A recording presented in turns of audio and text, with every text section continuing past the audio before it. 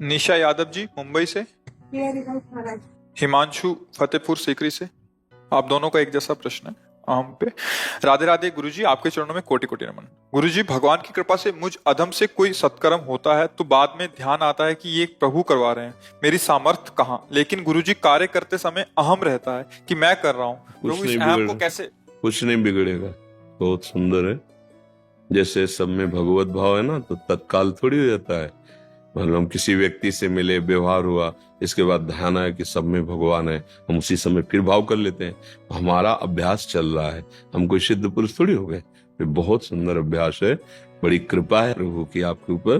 तो आप इसको बार बार, फिर धीरे धीरे ये वर्तमान में आने लगेगा। पहले भाव बनेगा कि ये जो हम कर्म करने जा रहे हैं प्रभु के चरणों में समर्पित है, प्रभु के द्वारा दिए हुए बल, धन, बुद्धि आदि के द्वारा इस कर्म का संपादन होगा, और ये कर्म हमारे प्रभु को समर्पित, प्रभु के दिए हुए से प्रभु।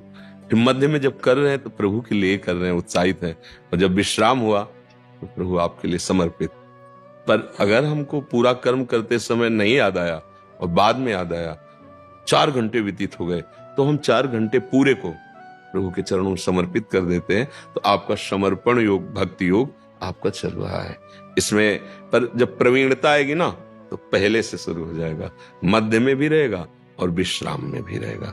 पर अगर बहुत काल 4 घंटे 6 घंटे बाद, तो हम साधक है ना, हम तुरंत उसको पूरा का पूरा जोड़ते हैं कि अमुक समय से अमुक तक जो हमारा सेवा कार्य हुआ वो प्रभु को समर्पण माना जाएगा। पर अच्छा है कि हम प्रारंभ में कि ये प्रभु के लिए कर रहे हैं, बीच में भूल गए कोई बात नहीं, फिर विश्राम में प्रभु को समर्पित कर दिए। कई बार हमने कहा है, आप जो संसार के सेवा कार्यों में रत हो, बिना एकाग्रता के सेवा कार्य होंगे नहीं। अब एकाग्रता सेवा कार्य में होगी तो हो सकता है प्रभु की याद भूल जाए, हो सकता है भजन छूट जाए। तो आप 8 घंटे काम कर रहे हैं, 8 घंटे में 2 4 10 बार तो याद कर सकते हैं ना। 8 घंटे में 2 4 बार राधा राधा नहीं बोल सकते, और बाद में 8 घंटे बाद भावना से प्रभु को, हे स्वामी, इतने बजे से इतने बजे तक संसार कार्य रूपी सेवा, वो आपको पूरा भजन माना जाएगा और उसको उत्तम गति मिलेगी। ये कर्म समर्पण योग है। ये तो सर्वाणि कर्माणि यत करोषि, भगवान कह रहे जो भी कर रहे हो मेरे को सब, बहुत उत्तम बात है। पर भगवत कृपा से अगर ऐसा चिंतन चलने लगा है तो बहुत बड़ी बात है। और कहीं आगे चल करके निष्कामता आ जाए, फिर ये हो कि हमें फल फूल से मतलब नहीं, आपको जो मन आवे जैसे आवे कराओ, मैं यंत्रवत आपका हूं, हे प्रभु आप वही कराना जिससे आप प्रसन्न हो, जिससे समाज सुख हो, जो धर्म युक्त हो, और समर्पण होता चला जाए। फिर वो इस वेश में भी महात्मा ही होता है, क्योंकि महात्मा चिंतन होता है।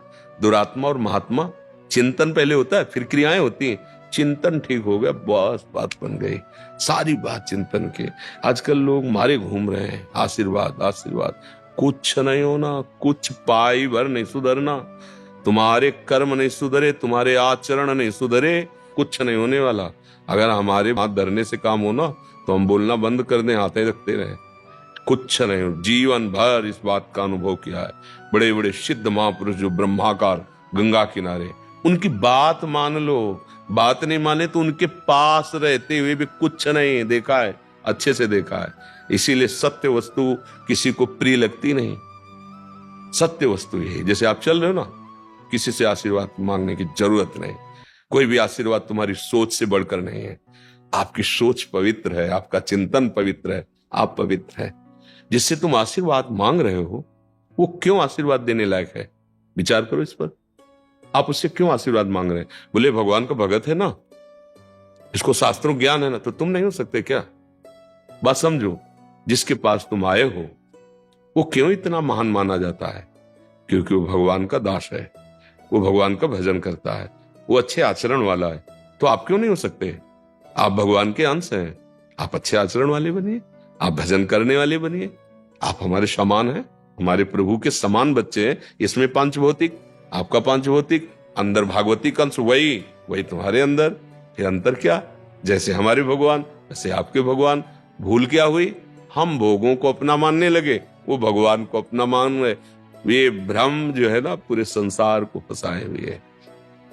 किसी से कुछ आशीर्वाद की जरूरत नहीं। अपने आचरण संभालो, नाम जप करो, अच्छे भाव से जियो।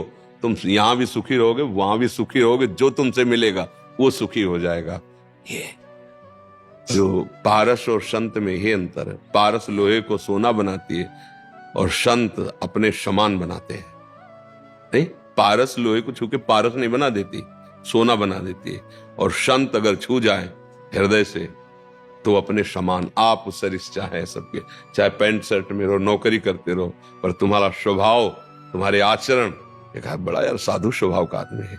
बात तो यही हुई ना, आचरण पवित्र है ना, व्यवहार पवित्र हुआ ना, मंगल है।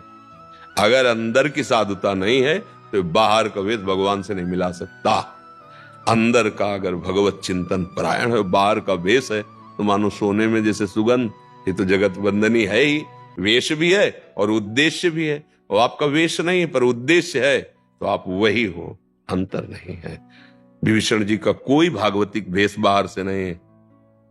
भगवान कहे तुम सरीखे संत प्रिय मोरे, तुम्हारे जैसे संत और आपके लिए ही मैं अवतार धारण करता हूं।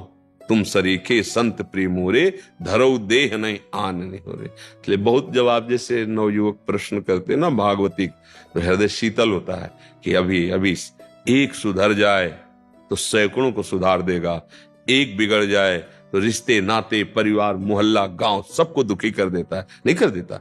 मान लो एक आदमी हिंसा किया और उसको पूछा जाता है किस गांव में रहता, पूरे गांव में फोर्स जाएगा। माता पिता परिवार सबको प्रताड़ना मिलेगी, रिश्ते नाते संबंधी वहां नहीं मिलेगा। इसका जीजा कौन है, इसका फूफा कौन, इसका मामा, जो जो संबंध है सब।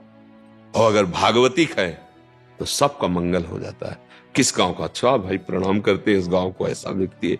अच्छा इस मोहल्ले को, इनके माता पिता को, हर संबंधी को सुख मिलता है। मोहल्ले को, देश, बाहर तो किस बाहर बोले हम भारत के हैं। बस हमारे आचरण पर ये हम सबके दिमाग में डालना चाहते हैं कि आप इस भूल में मत रहो कि कहीं किसी के आशीर्वाद से आपका मंगल हो जाएगा। ये भूल छोड़ दो। आपको आपका आचरण और आपका चिंतन ही आशीर्वाद है और श्राप है। आप यदि भगवत विरुद्ध आचरण करते हो, विरुद्ध चिंतन करते हो, वही आपके लिए सांप की तरह पीछे लागू रहेगा, आपका नाश कर देगा। और आप अच्छे आचरण भजन करते हो, किसी से वरदान आशीर्वाद की जरूरत नहीं, सब आशीर्वाद अपने आप आ जाएंगे। देखो जामवंत कहा सुन रघुराया, जा पर नाथ करो तुम दाया, ताई सदा शुभ कुशल निरंतर। ध्यान दो, सुर नर मुनि प्रसन्नता ऊपर, सब अपने आप प्रसन्न हो जाएंगे। आपके आचरण अच्छे, आपका विचार अच्छा, भजन में चल रहे हो तो जब भगवान प्रसन्न तो सब प्रसन्न हो गए। आशीर्वाद यही कि हमारे वचन तुम मान लो, तुम सुखी नहीं दूसरों को सुख देने वाले बन जाओगे। सतर्थ सतर्थ सा लोकांत, परिवार को तार दोगे और सबको लोकांत, लोगों को तारने के सामर्थ्य। ये छोटा भाव कर लिया ना, हम भी सही, हम तो गृहस्थ, ऐसा ये हमारे जीवन का उद्देश्य प्रभु से मिलन है। अब जीने के लिए तो करना पड़ेगा ना, किसानी व्यापारी, अब गृहस्थी में हो तो लड़का बच्चा परिवार, ये गौड़ विषय, मुख्य विषय है। हम भगवान के हैं और भगवान की प्राप्ति करना हमारा उद्देश्य। तो अलग अलग मार्ग से प्राप्ति का अलग अलग उपदेश है। तो आप गृहस्थ मार्ग से भगवान के चिंतन में, भजन में लगो। बहुत सुंदर बात है, बहुत इसलिए हम अधिक बोल गए, नहीं थोड़े में उत्तर दे देते। बहुत सुंदर प्रशंसनीय विषय। आप चिंतन करने लगे अपने कर्मों को प्रभु के समर्पण का, जीत गए। थोड़ा सा भी निष्काम कर्म समर्पण हो जाए तो दुर्गति नहीं होने देता, थोड़ा सा भी कर्म। फिर अगर दिनचर्या में बात आ जाए फिर तभी तो जीवन मुक्त जगत बंधनी वो महात्मा बन जाता है, अंदर से वो जगत बंधनी हो जाता है।